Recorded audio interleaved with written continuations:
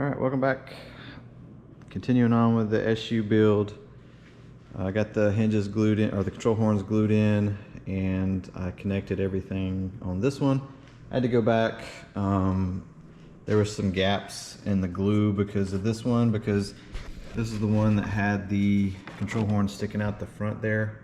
So when I pushed it in, slid it in, the glue would push out the front instead of filling the voids. So I went back and put some high saw down in here to kind of fill the void, and it's kind of setting up now. But the main part of it's dry. So moving on to getting these covers installed. So I ran into an issue. I don't know if maybe they just designed these rods and then glued their horns in as needed, but I really couldn't go any further forward on this. So, and what happened is when I put the servo on neutral, it was like further down here, at neutral with that rod connected. So what would happen is when I went full one way, this way, it would hit and I would only get to like right here before it bottoms out on the servo. It's not doing it now because I've lengthened the rod, but I still can't get all the way up here.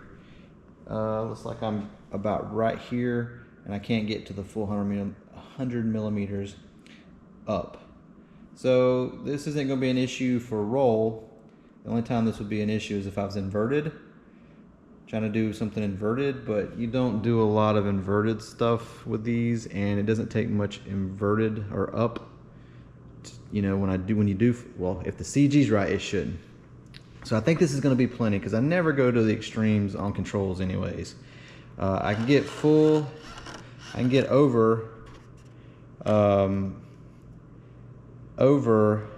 100. So what I may do, but the problem is because of that neutral, I may put the servo off neutral and go forward just a hair that way, or the other way. That way I can get more throw going the other direction. But the only problem is when you do that, you'll have to like sub trim the center. So we'll see. I don't know. May not be an issue, but the bad thing is I can't seat these lollipops, the ball ends on this rod, so I'll have to put some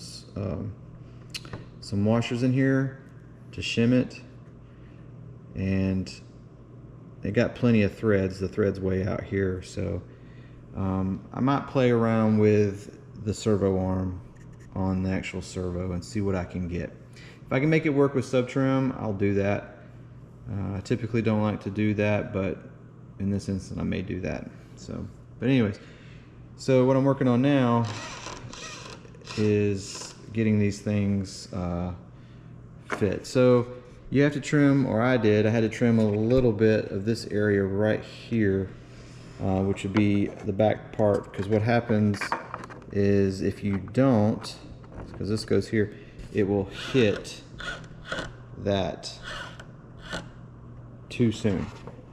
So it doesn't look like it on this side, but on this side, sorry, gotta walk all the way around here. On this side, you can see that it's up into this area a little bit when it hits.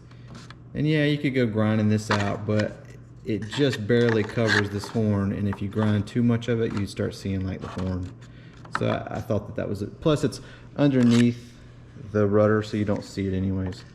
But that's kind of what I'm doing, and that's the right position. I went back and I just cleaned these up a little bit. Just take a sanding drum on the Dremel and just go through there, smooth these areas out, make them look nice, thin them out a little bit. Did some more on this side here for clearances, and it just makes it smooth, and the piece slides through really well. So what is that? Is that glue? See shiny in the no, just bad stuff. But that's kind of where I'm at. This one's about done. And when I'm finished, I'll take probably some, I don't know what the best way, I want to make them removable, because if I ever need to get in here and replace something without having to cut this. So what I may do is just use some shoe glue, can't talk today, some shoe goop back here in this area to attach, or either like some canopy glue, something removable. Do like the shoe goop, and then maybe a little bit up here too to kind of hold it at the top, and we'll see how that goes. Because there shouldn't be any air getting behind here and pushing on it, because throughout the entire throw this piece should never come out. It's all like this. And then like when it's even, oh sorry, I hope you guys, I didn't catch that. So like full down would be, it's kind of like this right here. So it never exposes the inside of this piece here, so it shouldn't blow off. But that's it as of right now. Some of the things that I'm having to change, like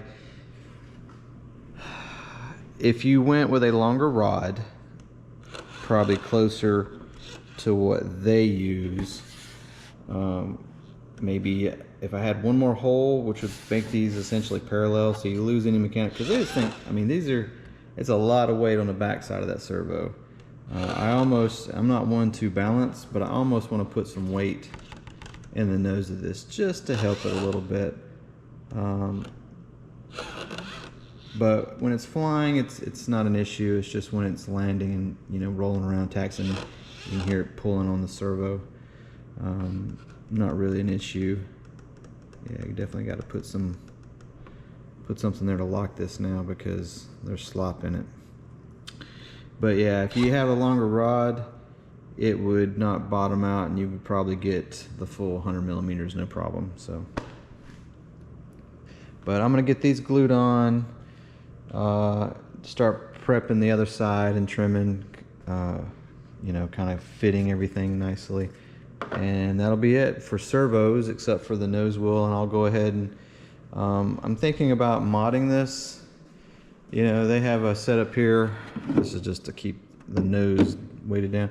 They got this here, and you just push your servo spline right down on top of this, and it's like a direct drive. But it really sucks. That's why they want you to use like these crazy beefy torque or high torque servos.